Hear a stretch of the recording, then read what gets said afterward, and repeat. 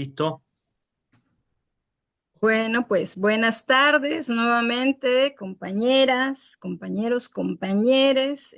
Pues a la segunda sesión del módulo 6, la avanzada neoextractiva, megaproyectos y procesos de resistencia desde la Abya Yala, y hoy vamos a seguir pues un poco analizando, pensando la relación entre extractivismo, procesos de resistencia y la actualidad latinoamericana. Eh, la forma en la que vamos a trabajar el día de hoy es que tenemos a dos compañeros, compañeras, investigadoras, investigador de dos universidades de acá de México que nos van a compartir parte de su trabajo alrededor de la temática. Y posteriormente vamos a pasar unos 20 minutitos a salas con la finalidad de que podamos ahí socializar las dudas, las preguntas, las inquietudes que tengamos con respecto a esta temática y cómo lo vamos tejiendo con lo que ya hemos venido trabajando, con la idea de que de algún modo, cuando pasemos de nuevo a la plenaria, podamos de algún modo compartir estas dudas, estas inquietudes, y después pasar a un último momento de compartencia nuevamente de los expositores. Entonces, bueno, me gustaría darle la palabra a Hugo para que pudiera presentar a nuestra primer ponente. Bueno, gracias Niltie. Bueno, yo voy a presentar a la primera invitada. Ella es, a ver, acá está.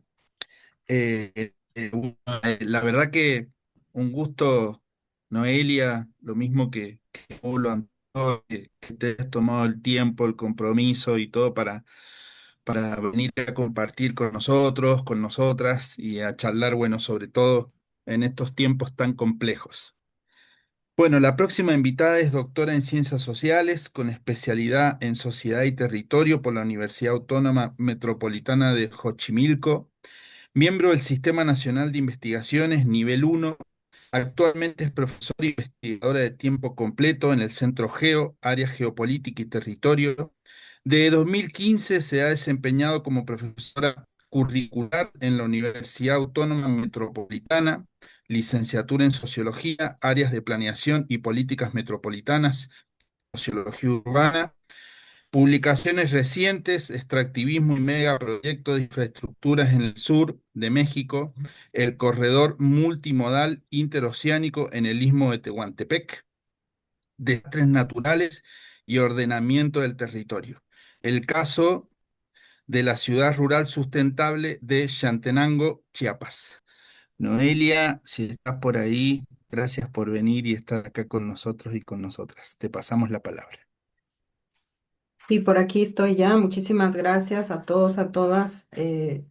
Yo al contrario agradezco el espacio, la oportunidad de compartir con todos y todas ustedes un poco el tema, los avances de la investigación en la que estoy ahora.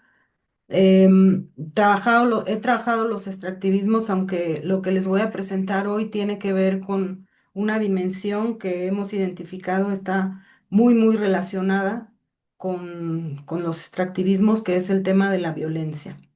Entonces voy a presentar una, una síntesis de los tres ejes más importantes de la violencia, uno de ellos relacionado directamente con el extractivismo en el caso de México. Estamos en México. Estoy, para variar, un poquito mal de la garganta. Siempre me agarran mal, no sé por qué. Pero bueno, voy a presentar y me ayudan para saber si se ve. Ahí ya está, ¿verdad? Ahí está, Ya ahora está. sí, ahora sí. Solo voy a intentar hacerla más grande. A ver si así. Ahí ya está grande. Ya. Listo. Bueno, entonces les decía, eh, Perdón, no, no me hablaron, ¿verdad? No, fue un micrófono abierto. Les recordamos que Ah, mantengan cerrados sus micrófonos en lo que están las compañeras, los compañeros exponiendo. Gracias, Noel. también si me avisan, por favor, cuando me queden unos 10 minutitos, o sea, o 5, no sé, Perfecto, o sí. sea, para no tomar más tiempo. La preparé más o menos para una media hora, a lo mucho, 25, 30 minutos. Y bueno, como les decía, me interesa exponer las diferentes expresiones de violencia en México y sobre todo sus impactos territoriales. A partir de tres factores que hemos identificado están también interrelacionados. Uno es el extractivismo, el segundo es la expansión de la economía criminal y la militarización de los territorios. A ver si me deja cambiarle. Bueno, este es solamente como la contextualización a nivel teórico de cómo entendemos la violencia en un sentido que trasciende la violencia directa, que vamos a decir es la más visible, pero que no necesariamente recupera o concentra el fenómeno de modo más profundo. Entonces, hay estas dimensiones entre violencia directa, estructural y simbólica que atraviesan los tres fenómenos que vamos a observar. eh, y que generan y que se generan y reproducen en contextos territoriales específicos con diferentes dimensiones. La violencia directa es aquella violencia físicamente observable, medible a través de indicadores cuantitativos, tasas de homicidios, secuestros, etcétera.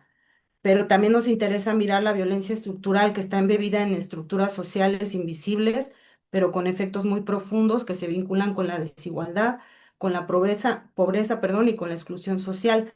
Y también está la violencia simbólica que se legitima culturalmente y se naturaliza a través de formas de dominación, discursos y representaciones. No me quiero detener mucho en esto porque es parte del aparato teórico, pero pues sí mencionar que el autor más importante que ha tratado las violencias estructurales es John Galtung, que supera la visión limitada de la violencia directa y que la observa de esta forma como una especie de grados, ¿no? Que reconocen el carácter dinámico y transformativo de estas violencias a lo largo del tiempo, también desde una visión histórica, geográfica y territorial. Después veríamos que a nivel territorial la dimensión geográfica de las violencias ocurre cuando hay un valor estratégico en los territorios o en ciertos territorios que adquieren importancia, ya sea por sus fronteras, por sus puertos, sus rutas de tránsito, recursos minerales, agua, biodiversidad, etcétera. Es importante recuperar también la visión de la escalaridad porque las violencias operan simultáneamente en diferentes escalas, ya sea local, regional, global, a través de redes que generan dinámicas territoriales complejas y que se traducen en esta fragmentación territorial donde las violencias reconfiguran los territorios creando fragmentaciones y fronteras internas, zonas de exclusión, espacios disputados bajo control de actores, en este caso también no estatales. En el caso de México hay una evolución histórica donde, como verán ahora, aparece el extractivismo de manera importante como sujeto de estas violencias, más bien como elemento que genera estas violencias. Desde la década de los 70 vivimos el periodo de la Guerra Sucia contra los movimientos sociales y guerrillas, la represión estatal como mecanismo de control. En los 80, con la implementación del modelo neoliberal, hubo un aumento de desigualdades estructurales, inicio de la transformación hacia violencias sociales vinculadas con la pobreza y la marginalización. En la década de los 2000 se da la consolidación de la violencia criminal, el fortalecimiento de los grupos del crimen organizado, el desplazamiento de la violencia ideológica vinculada sobre todo con la economía criminal o el narcotráfico. Y del 2006 a la actualidad se da una intensificación de este fenómeno combinado con el surgimiento ya en pleno del extractivismo y los conflictos socioambientales. Entonces, en el primer elemento que tiene que ver con el extractivismo y las violencias socioterritoriales, pues primero explicar las cuatro características centrales o principales del extractivismo, la alta dependencia de la extracción intensiva de recursos naturales que está realizada en grandes volúmenes, con muy bajo procesamiento o valor agregado y destinado a la exportación, sobre todo. Hay una visión aquí donde el extractivismo tendría que trascender la idea de la simple minería porque implica megaproyectos sobre todo de carácter estructural, como hidroeléctricas, gasoductos, infraestructura para el transporte. O sea, todo eso es parte del entramado extractivista. A ver, no sé por qué ya no quiere cambiar. Ahí va. En el caso de México, para el 2024, el 32% del territorio nacional está concesionado a empresas transnacionales, sobre todo de carácter minero.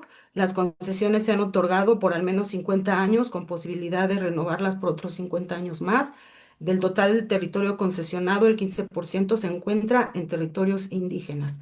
Hay afectaciones al patrimonio económico, sociocultural y natural, porque el extractivismo se encuentra entre las principales actividades contaminantes. De los 632 sitios altamente contaminados, 208 corresponden a actividades extractivas. Las nuevas tecnologías como el fracking o el blue caving, que están sobre todo en la región sur-sureste, en el Golfo, que tienen que ver con extracción petrolera, pues han ocasionado modificaciones geográficas y alteraciones al ambiente irreversibles. En el caso de los conflictos, hasta finales del 2022 había un conteo de más de 560 conflictos ambientales que suceden, la mayoría, como decimos, en territorios indígenas. De estos también hay un efecto que es el de los desplazamientos internos forzados, que a 2023 en un conteo el 46% fue debido a estos conflictos socioambientales. Las violencias contra los defensores del territorio son otro elemento del ejercicio de estas violencias asociadas al extractivismo. En el 2024, México se encontraba en el cuarto sitio de países más peligrosos del mundo para los defensores del territorio y el tercero en América Latina con 18 asesinatos al año. Este es un recuento, saben, de Global Witness. El 80% de estos asesinatos corresponde a activistas indígenas. Del 2012 al 24 se registraron 515 agresiones, incluyendo amenazas, ataques físicos, intimidación y homicidios, 19 veces más que en la década anterior. Y bueno, como efectos, lo primero que tenemos a nivel territorial es el fenómeno del despojo, la desposesión. Son comunidades enteras que son despojadas de sus tierras, sus recursos, mediante mecanismos legales e ilegales, provocando desplazamientos forzados, los conflictos que ya decíamos y una reconfiguración territorial que transforma las vocaciones tradicionales agrícolas de los territorios, convirtiéndolos en enclaves extractivos muy desconectados de las dinámicas regionales. En resumen, este modelo en México se ha caracterizado por la captura del sistema de justicia por intereses públicos y privados, por la contaminación de los territorios y las afectaciones al paisaje, por la privatización de los medios de subsistencia de la población local y los desplazamientos, por la criminalización de los defensores del territorio y la ineficiente atención jurídica de los casos, el tráfico de influencias y la cooptación de líderes y la militarización de los territorios en disputa. Eh, También lo que nos lleva al segundo tema que tiene que ver con la emergencia de actores difusos como el narcotráfico en la presencia en territorios donde hay presencia de proyectos extractivos. En ese contexto, los territorios extractivos se han convertido en zonas de sacrificios o territorios desechables. Bueno, en lo que tiene que ver con la violencia y la gobernanza criminal relacionada estrictamente con el narcotráfico, la violencia criminal contemporánea en México ha trascendido el simple fenómeno delictivo para convertirse en un complejo sistema territorial de control que compromete la gobernabilidad de ciertas regiones. Ya no hablamos de la delincuencia convencional, de actividades delictivas básicas, como podría ser el robo, el secuestro, sino de la captura estatal parcial, de la influencia de las instituciones y de la creación de órdenes alternos y poderes fácticos en los territorios que controlan a través de la violencia esos territorios extractivos y territorios estratégicos. Como idea general, la gobernanza criminal emerge resultado de esta simbiosis entre grupos armados ilegales y agentes de un Estado cada vez más fragmentado y capturado. Los grupos criminales no solo controlan actividades ilícitas, sino que también imponen normas, cobran impuestos, el famoso cobro de piso, ofrecen protección e incluso resuelven conflictos suplantando las funciones estatales. Como señala el autor Trejo, más que hablar de estados fallidos, debemos analizar la emergencia de órdenes alternos con sus propias lógicas de funcionamiento y control territorial que operan en connivencia con sectores estatales y que generan profundas transformaciones en las dinámicas territoriales. Aquí como vemos y comparamos estos mapas, vemos que hay una superposición de las dinámicas, donde por ejemplo hemos arribado recientemente a la cifra de 130,000, más de 130,000 personas desaparecidas, que curiosamente están en los estados que disputan los cárteles, pero también donde hay una fuerte presencia de proyectos extractivos.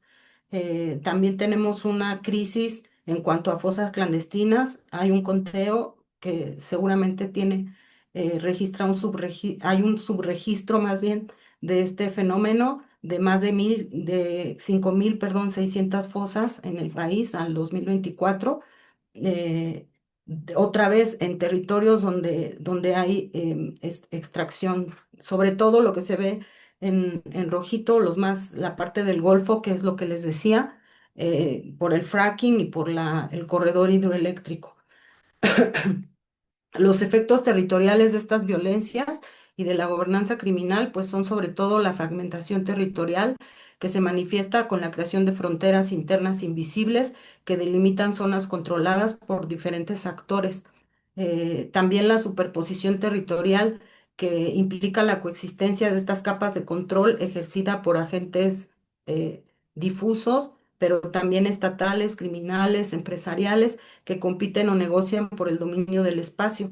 Y esto nos lleva al vaciamiento territorial que finalmente se expresa en el despoblamiento de comunidades y el desplazamiento forzado de habitantes que huyen de la violencia, generando reconfiguraciones demográficas significativas en regiones enteras del país.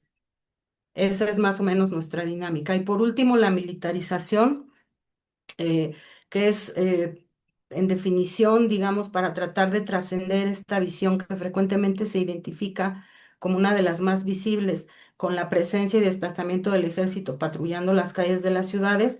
Esta es una definición correcta, pero que no alcanza a observar la verdadera dimensión de la militarización, que tiene que ver sobre todo con control de población, con control de territorios y con control de fronteras.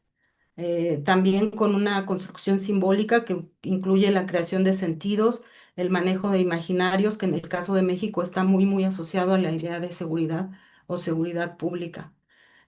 Un tema importante es que no podemos aislar lo que ocurre en este tema de la militarización por fuera de los procesos geopolíticos más amplios y que se traducen en el actual esquema caracterizado por la supremacía de los Estados Unidos en la región y que en el caso de México tiene que ver mucho con este acuerdo, este tratado, la Alianza para la Seguridad y la Prosperidad de América del Norte, ASPAN, desde el 2005, que prácticamente dicta la política interna en materia de seguridad en el caso de México. Eh, bueno, y como hipótesis de inicio, es decir, que la militarización ha crecido en relación directa con los riesgos de gobernabilidad representados sí por la economía criminal y el narcotráfico, pero también por la participación política de la sociedad civil y los movimientos sociales que existen en el país. Así se observa tanto la misión contrainsurgente dirigida en principio al control o contención de la conflictividad social y de los grupos opositores al gobierno, pero el traslado también de las prácticas militares a las tareas de seguridad pública bajo la prerrogativa de combatir la delincuencia y el crimen organizado. La militarización asume grados diversos y se manifiesta de manera distinta dependiendo de las regiones del país. Por ejemplo, en el norte, sobre todo lo que tiene que ver con el control del narcotráfico y en el sureste con los movimientos sociales en el marco del extractivismo que decíamos al inicio. Eh, Tiene que ver también con este control sobre la seguridad pública, que vamos a decir tuvo también un punto de inflexión en el año 2006 con el presidente Felipe Calderón y su avanzada de la mal llamada guerra contra el narcotráfico, que se tradujo sobre todo en la ocupación de mandos federales, estatales, municipales por parte de los militares, en la adopción de tecnologías de inteligencia y uso de armamento y equipo de guerra para el combate al crimen organizado, el aumento de recursos públicos destinados al gasto militar y el papel protagónico de los militares en las llamadas operaciones conjuntas, eh, más la progresiva militarización de las policías civiles.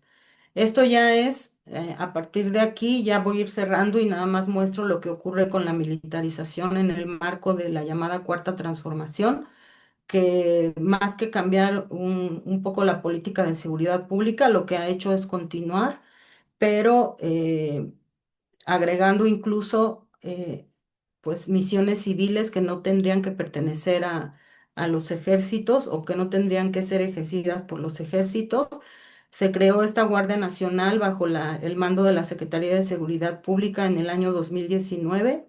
La mayoría de los integrantes pues son parte de la Secretaría de la Defensa Nacional, o sea, son ejército y sin embargo cumple misiones o funciones civiles. En algunas de ellas, más de 20, está la administración de los megaproyectos, pero también las aduanas marítimas y la operación de programas sociales e infraestructura civil que quedó bajo su mando. Aquí vemos un poco el despliegue, que es prácticamente en todo el país y que no se puede entender por fuera de esta nueva fase que se centra en los planes geoestratégicos de apropiación de recursos. Nosotros decimos que hay una actualización del Plan Puebla-Panamá, que es el que ven ustedes a la izquierda, que fue formulado desde el año 2001 y que ahora se llama Proyecto de Integración y Desarrollo Mesoamérica, pero que tiene como clave el núcleo extractivista de todo, sobre todo la parte centro y sur-sureste del país. Hay una actualización.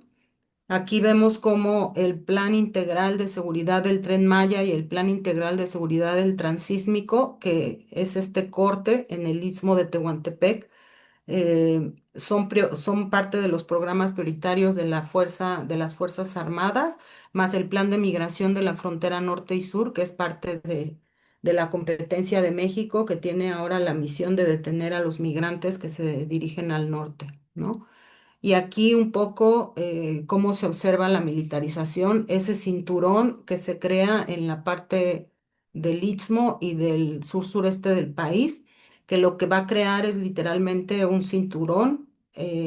Esto se está ahora teorizando como migración circular, donde los migrantes van a quedar atrapados en esta región y van a trabajar en la región del Istmo, en los 10 les llaman polos de desarrollo de bienestar, que no es otra cosa más que clústeres industriales, se van a quedar atrapados ahí como mano de obra barata.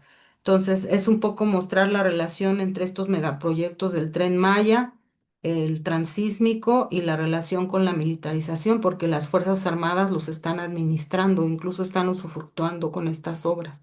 Y eso en un gobierno que se dice de izquierda. Entonces, en el caso de la militarización, ya con esto cierro, se da una misión contrainsurgente eh, que no cambia de orientación y a pesar del cambio de régimen y que tiene cercados a los movimientos por defensa de tierra y territorio. Entonces hay un doble frente entre la economía criminal y la militarización desplegada por el gobierno. Eh, ya cerrando, bueno, en realidad comprender el extractivismo y comprender un poco la fase de las violencias que estamos viviendo, pues requiere este enfoque multiescalar, una visión interdisciplinaria para hacer visible aquello que queda oculto. Según el planteamiento de la investigación que estamos desarrollando ahora, estos tres procesos son los motores fundamentales de las violencias en México y no se pueden separar. O sea, el extractivismo no se puede pensar por fuera de la violencia de la economía criminal y de la militarización que ha avanzado el propio Estado.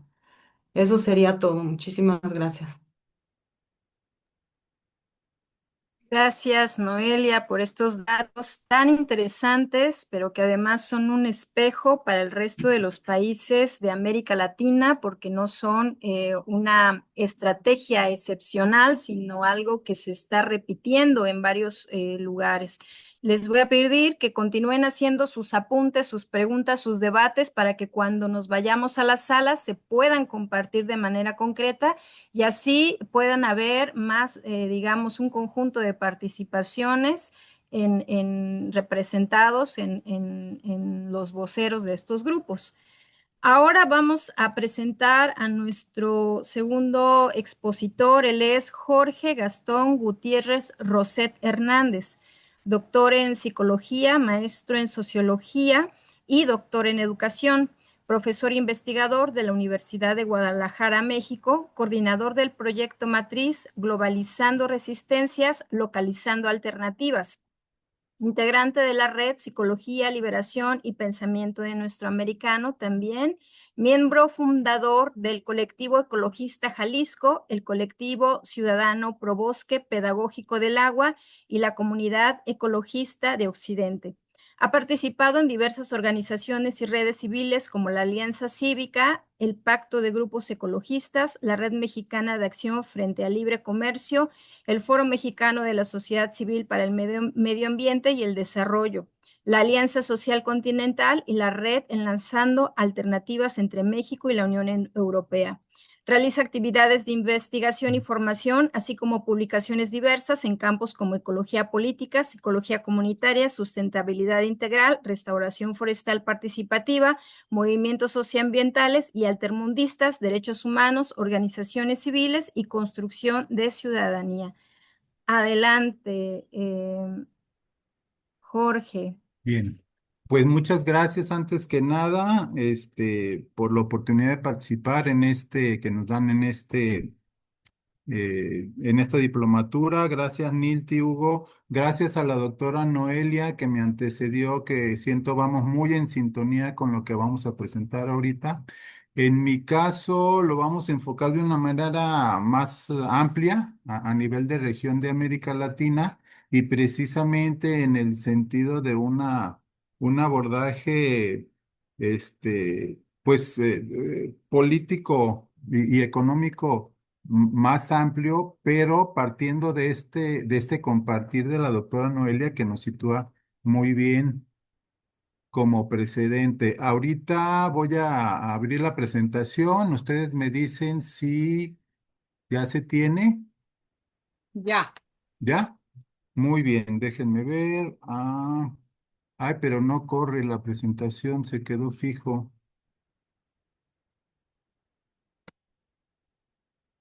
No, no está corriendo. ¿Qué hay que hacer aquí? Ya le diste enter, quizá también, porque ya se puso la presentación en grande, tal vez sí está habilitado el documento de PowerPoint. Sí, sí. A ver, voy a cerrarla de nuevo y abrirla otra Sí, vez. Vamos por a ver. favor. Vamos a ver. Ahí va de nuevo. Compartir.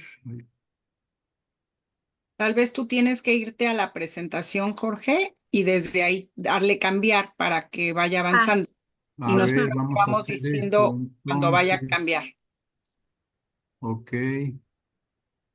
Mm, mm, mm. O sea, tú tienes que No hay apuro, no hay minimizar apuro, la, así que ajá, tranquilo. minimiza o sea, que no estés en la llamada, en la videoconferencia y de tu PowerPoint ir cambiando. Pero ¿cómo le hago para salirme? Porque no puedo No, detener. No, sí, solamente minimiza, si no colocas salirte. el cursor sobre la pantalla, Ajá. le das doble clic, la habilitas y ya puedes avanzar. Ah, Ajá, ok. sí. A ver. Creo que ya. Y ahí ya Bueno, cambió. sí, sí. Bueno, aquí tenemos la portada de nuevo. Esperemos que todo marche bien. En nuestro caso, pues el abordaje que hacemos es de la geopolítica y el extractivismo en América Latina y el Caribe, un acercamiento. Aquí tenemos ya la segunda diapositiva.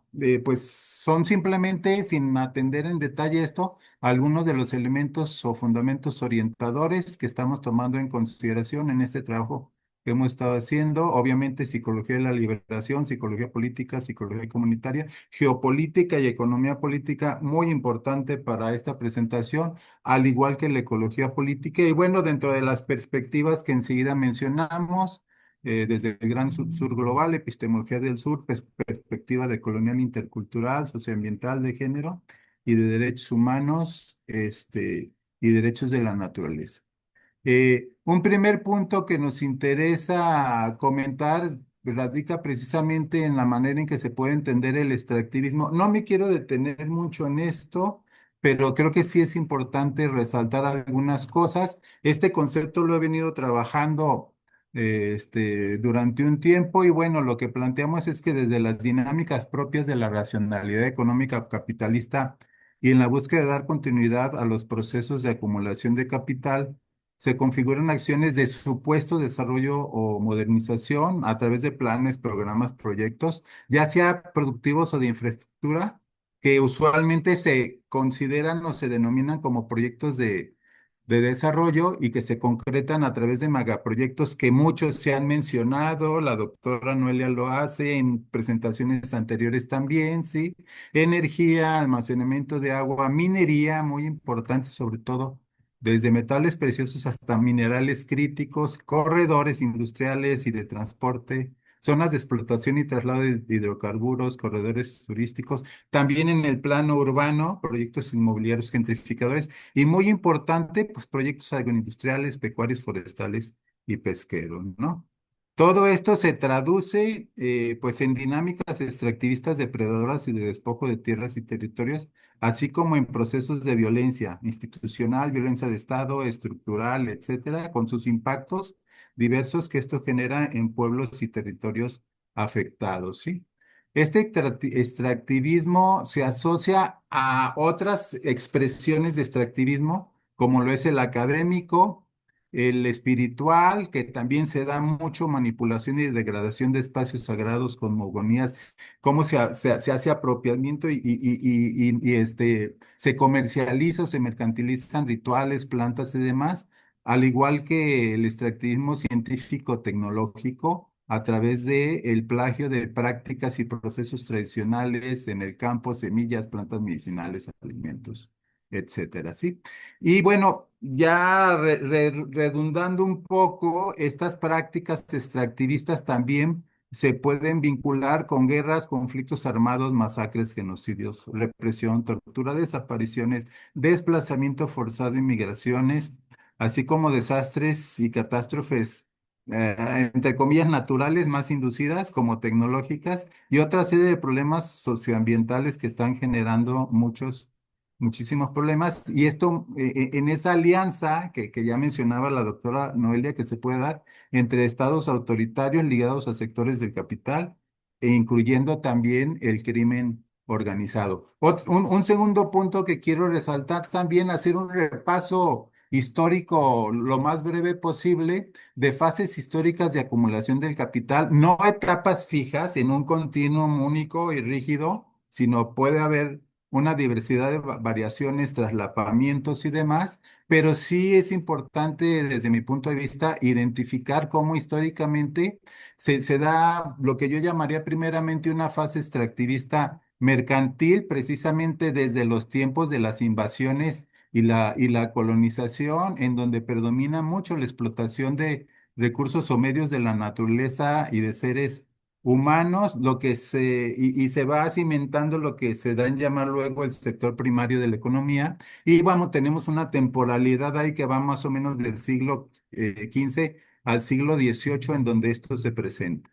En esta fase es donde pues muchos analistas económicos, sobre todo desde la perspectiva marxista, hablan de la acumulación originaria de capital vía despojo, apropiación de territorios, explotación de bienes de la naturaleza en colonias, genocidios, desplazamientos, trata de esclavos, etcétera. Una segunda fase, aquí tratando de ser más breve, me interesa enfatizar las últimas. Predomina la producción, la fase industrial, mediante transformación de recursos o bienes de la naturaleza en mercancías, lo que luego se denominará el sector secundario de la economía, y esto más o menos se sitúa entre el siglo XVIII y XIX, y un punto o un aspecto muy importante a considerar es precisamente la llamada revolución industrial. Una tercera fase que se sitúa entre finales del siglo XIX hasta el tercer cuarto del siglo XX es lo que llamo la fase comercial corporativa, en donde predomina el comercio de servicios, surgimiento de grandes corporaciones. En buena medida todavía hay cierta regulación del Estado, lo que luego se denominará sector terciario de la economía. Y hay un fortalecimiento de la banca, bolsas de valores, mercados accionarios, y se va esbozando precisamente la primera etapa de lo que sería el capital financiero.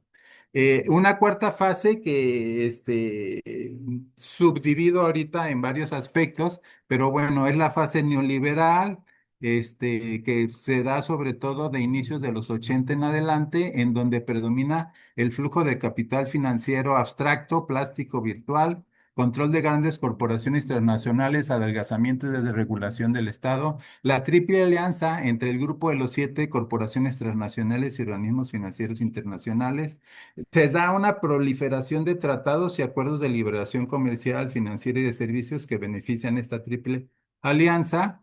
Y se va generando paulatinamente también un desgaste y fases de crisis como fue la burbuja inmobiliaria que inicia en los Estados Unidos y luego lo que viene como una importante recesión. Algunas características de esa fase mediante las que se ha buscado mantener el sistema y muy acorde con lo que la doctora Noelia mencionaba, bueno, está el militarismo como un gran negocio de las armas y la seguridad. Hay varios planes de ejemplo en México, en Colombia. El caso de las torres también, que reactivó la industria de las armas y de la seguridad. Invasiones también, como Irak, Afganistán, el actual genocidio Palestina, la guerra, pues yo diría Rusia contra OTAN y Estados Unidos, que tiene como escenario Ucrania, la guerra en Sudán, conflictos en República Democrática del Congo, conflictos en la región del Kurdistán, etcétera. Otro aspecto muy importante a tomar en consideración en este periodo son precisamente ya para el caso de América Latina los golpes de estado técnicos, políticos y judiciales, como en Honduras, Bolivia, Paraguay, Perú, Brasil, algunos otros casos y situaciones que se han presentado. Eh, Otro elemento, un tercer elemento a tomar en consideración, bueno, en esta subdivisión que hacemos, es el neoextractivismo actual. Se presenta una especie de cierre de ciclo de más de 500 años, desde el extractivismo fuerte durante la colonización hasta la fecha. Como una reacción a la crisis de la fase neoliberal financiera, aquí lo vemos por muy interesante, se dirige la atención de nuevo a la acumulación por despojo mediante políticas y proyectos neoextractivistas que implican la sobreexplotación de recursos naturales o bienes comunes de la naturaleza, pero en dimensiones mucho mayores que durante el periodo de colonización.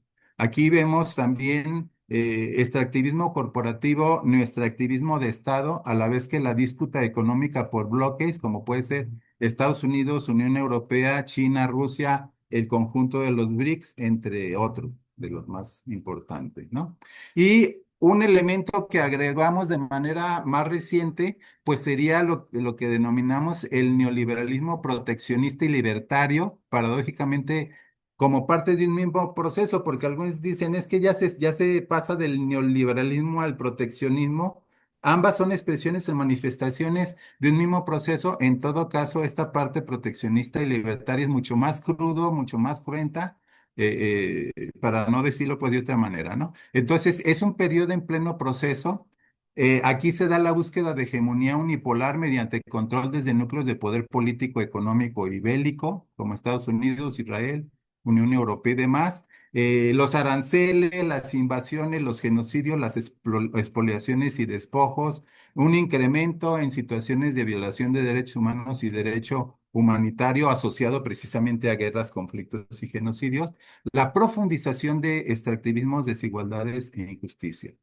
De esta forma, pues el extractivismo apunta a convertirse en una actividad predominante, en lo que pudiéramos ver que es una especie de ciclo, ¿no? En donde después de diferentes fases y crisis recurrentes y demás, se está volviendo de nuevo a una lógica extractivista, pero mucho más profunda, acelerada y depredadora. Ahora quisiera pasar con algunas cuestiones gráficas a hacer una correlación, por ejemplo, entre lo que es la inversión extranjera directa en América Latina como referente del extractivismo. Vamos aquí a tomar algunos datos de la CEPAL, del último informe, el más reciente sobre inversión extranjera directa, y aquí podemos ver, por ejemplo, cómo los países en donde más inversión existe en 2023 y 2024 son Brasil, México, Argentina, seguidos también por Chile y Colombia, y vemos pues que los montos en millones de dólares son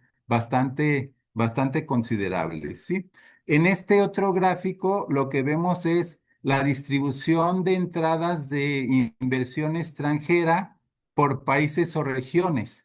Y aquí lo que podemos ver, por ejemplo, es que Estados Unidos sigue en general predominando a lo largo de este periodo que va desde 2015 a 2024, sigue predominando en el conjunto de América Latina y el Caribe en inversión extranjera directa, seguido de la Unión Europea, ¿sí? Y bueno, con un papel importante a considerar en torno a lo que es China y Hong Kong principalmente.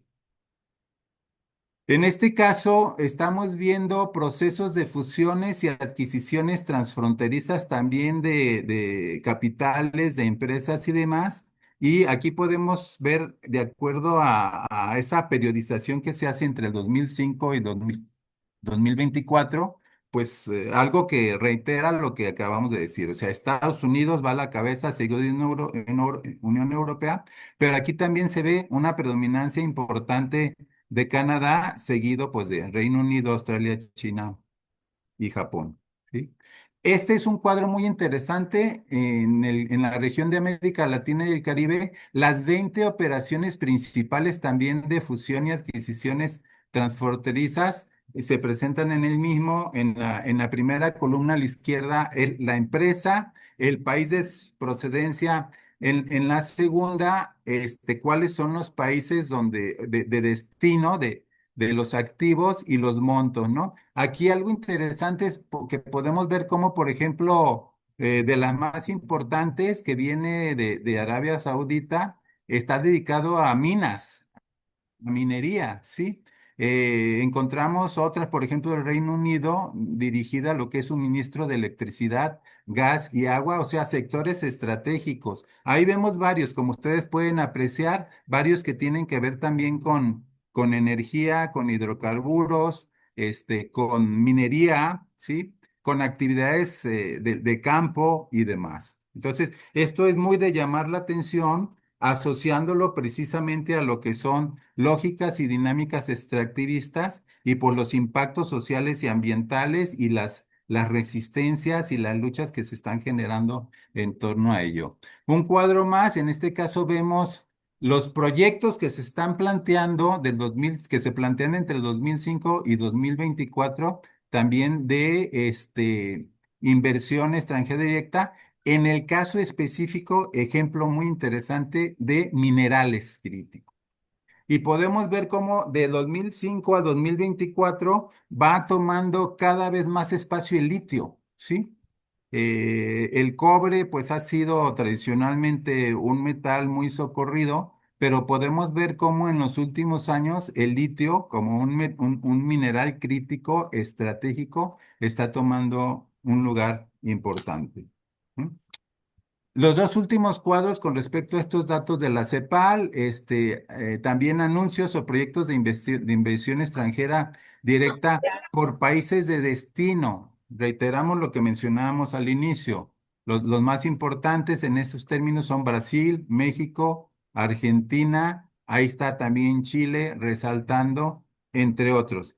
Esto es entre el 23 y 24, 2023-2024. Y bueno, relacionado estrechamente con esto, ¿cuáles son los países de origen de esos acuerdos? Y ahí está, muy revelador, Estados Unidos, Reino Unido, China, algunos otros países de Unión Europea principalmente, y pues ahí también aparece Japón, aparece Arabia Saudita, que ya lo habíamos mencionado, Canadá y Australia.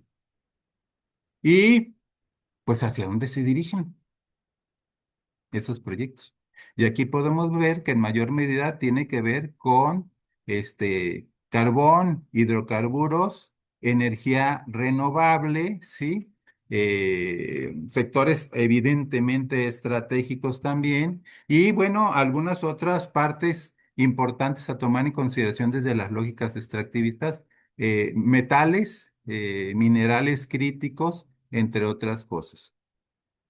Bien, pasaríamos a un siguiente punto de manera muy breve. Voy a tratar de abreviar ya más. Análisis globales de conflictos resistencia y resistencias socioambientales. Ya por ahí tenía algunas referencias la doctora Noelia. Sí quiero resaltar desde esta perspectiva geopolítica amplia algunos medios o recursos que seguramente la mayoría de quienes están en esta sesión conocen, pero no quiero dejar de mencionarlo y para quienes no tengan información antecedente al respecto pues existe una plataforma interactiva denominada Atlas de Justicia Ambiental Global o EJATLAS, en donde hay registradas una gran cantidad de procesos, de casos de conflictos, de luchas y resistencias socioambientales a nivel planetario y en este mapa ustedes pueden seleccionar, pueden ampliar, reducir, seleccionar casos, se abren fichas informativas. Esto permite incluso establecer contactos o vínculos con otras luchas y resistencias a nivel mundial, a nivel de América Latina, para hacer contactos, generar sinergias y demás, sí, es un recurso muy, muy importante. Ahí viene, pues es muy sencilla la página para localizar, ejatlas.org. Se registran, como les digo, un montón de conflictos, movilizaciones, luchas de resistencia y demás que resulta muy útil para consultar. Se pueden checar, se pueden consultar mapas en general, se pueden consultar algo muy interesante, mapas temáticos. Hay filtros como para ver qué es lo que quiero buscar, siendo cada vez más específicos también. Y un ejemplo de mapas temáticos es este, una mapificación de los impactos de la minería para transición energética en las Américas. Entonces, aquí aparece específicamente un mapa pues de las Américas, incluyendo lo que es Latinoamérica y el Caribe, y algunos casos que están registrados importantes de conflictos y de resistencia en ese sentido y podemos entrar también y consultar. Otra cuestión muy, muy a la par de la excelente presentación que nos compartió la doctora Noelia es precisamente abundar y complementar información en torno a los ataques a defensoras y defensores de derechos humanos en general, que abarca pues desde manejo de medios alternativos hasta defensoras, defensores ambientales. En este caso específico, toma información de Frontline Defenders. Aquí, por ejemplo, se está presentando cuáles son los sectores que resultan más afectados o atacados ante sus luchas y ante su resistencia, ¿no? Desde derechos de las mujeres, que es el que va a la cabeza, personas de las diversidad LGBTIQ+, eh, personas en zonas de conflicto donde se presentan violaciones de derechos humanos, movimientos de derechos humanos y precisamente derechos socioambientales. En el caso específico de la región que le llaman así, hacen esa división en Frontline Defenders de las Américas, pues estas son las principales manifestaciones o tendencias: uso generalizado de acoso judicial y criminalización, dinámicas estatales complejas vinculadas a lo que es crimen organizado, lo que generan condiciones muy peligrosas. El caso de México, pues, es patético en ese sentido. Aumento de amenazas, violencia y asesinatos, principalmente a defensoras y defensores de derechos indígenas. Una falta efectiva de protección estatal para defensoras, defensores de derechos humanos y no exigir y no aplicar, digamos, el derecho de acuerdo a las responsabilidades de quienes perpetran estas violaciones. Introducción de legislación restrictiva para organizaciones no gubernamentales o civiles y defensoras y defensores de derecho.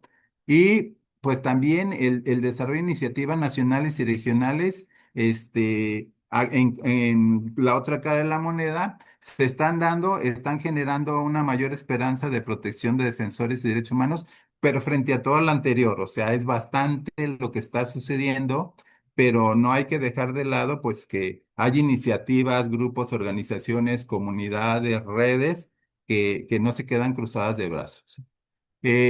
Las áreas más atacadas de defensa de derechos humanos en la región de las Américas, aquí checa con el dato que acabamos de decir, la mayor parte es en cuanto a derechos de pueblos indígenas, seguido de derechos sobre la tierra que están estrechísimos, o yo diría el territorio, que están estrechísimamente relacionados, luego seguidos de derechos de las mujeres, derechos ambientales y comunidades campesinas que van más o menos a la par. Y bueno, las violaciones más denunciadas contra defensoras y defensores de la región, la mayor parte de los casos, amenazas de muerte, aplicación de recursos legales en contra de estas personas o grupos, organizaciones, comunidades, amenazas y otros tipos de acoso, ataques físicos, arrestos y detenciones arbitrarias. ¿Sí? Y bueno, un dato pues muy fuerte y conmovedor, no solamente es Frontline Defender, sino otras organizaciones como las que aparecen en esta diapositiva, vienen desarrollando desde hace unos años un memorial, perdón, de los defensores de derechos humanos que son asesinados, ¿sí? Eh, este es un dato del último reporte de Frontline Defenders, que abarca 2024 y parte de 2025, donde se habla que al menos 324 personas defensoras de derechos humanos de 32 países diferentes, esto es a nivel mundial, fueron asesinados en 2024. Yo aquí quiero resaltar el inicio de la frase que lo dice Frontline Defenders, al menos. Son datos muy relativos, yo diría son datos pues también muy parciales de lo que se alcanza a registrar, de lo que se alcanza a denunciar, pero hay mucho más que esto, por supuesto, ¿no? Aquí, por ejemplo, podemos ver este recuadro en donde se da cuenta precisamente de cuáles son los países donde más asesinatos de defensoras y defensores de derechos humanos, de los diferentes sectores que ya se han mencionado previamente, teniendo a Colombia a la cabeza, seguido de México, lamentablemente. Y bueno, tenemos ahí también Guatemala, Brasil y por otro lado, Palestina. Les digo, pues son datos muy relativos. Ahorita Palestina se dispara, por supuesto, ¿no? Tenemos el caso incluso también que puede estarse presentando en Ucrania. En México no se diga también, y no lo dudo que en Colombia, y bueno, en todos estos países que se mencionan aquí, haya mucho más gentes afectadas por ataques y también pues gentes desaparecidas incluso y gentes lamentablemente asesinadas. Bueno, por último, muy de pasada, quisiera mencionar, pues hay muchas formas de organizarse, de generar y de construir alternativas, sobre todo para mí muy importante, desde lo local, desde las comunidades, los grupos, las organizaciones, las redes regionales, fundamental ir construyendo también redes y vínculos regionales más amplios a nivel hemisférico, a nivel de América Latina, a nivel mundial incluso, ¿sí? Pero simplemente quiero hacer mención de un caso, de un proceso que evidentemente la mayoría de ustedes también ya conoce, que es el Pacto Ecosocial Intercultural del Sur, en términos de qué hacer, ¿no? De generar o construir alternativas. Entonces, bueno, está este caso, tiene poco tiempo relativamente que surge esta iniciativa, se han hecho algunas declaraciones muy importantes, como la declaración de Bogotá o muy recientemente la Declaración de Buenos Aires, Pacto por la Tierra, la Vida y la Paz, este, en donde participan una diversidad de personas muy reconocidas en el campo académico, desde visiones alternativas, desde la visión del Gran Sur Global, y también que militan o que participan en diversas redes, organizaciones o en trabajo, involucrándose con comunidades, grupos, pueblos originarios y demás. Son los cuatro ejes que están trabajando: territorial y local, nacional, subnacional, Abya Yala, y el eje geopolítico. Ya me detengo aquí. Simplemente ustedes pueden entrar a la página de información sobre esto y van a ver el desglose de puntos muy importantes a considerar. Puede que no estemos al 100% de acuerdo con ello, sí, depende. Puede haber puntos de total coincidencia, algunos que puede suscitar cierta polémica, pero se ve que se está haciendo un trabajo muy importante como para definir e identificar cuáles son esas líneas fundamentales de cada uno de los ejes que se están trabajando, ¿no? Esto lo pueden ustedes consultar en su momento, como les digo, entrando a la página. pero créanme que pues es algo muy interesante que puede servir como un elemento de orientación.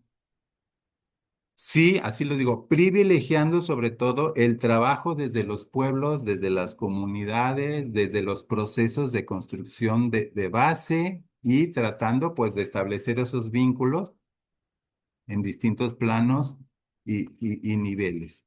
Por lo pronto, pues ahí le dejaría en este caso, sí.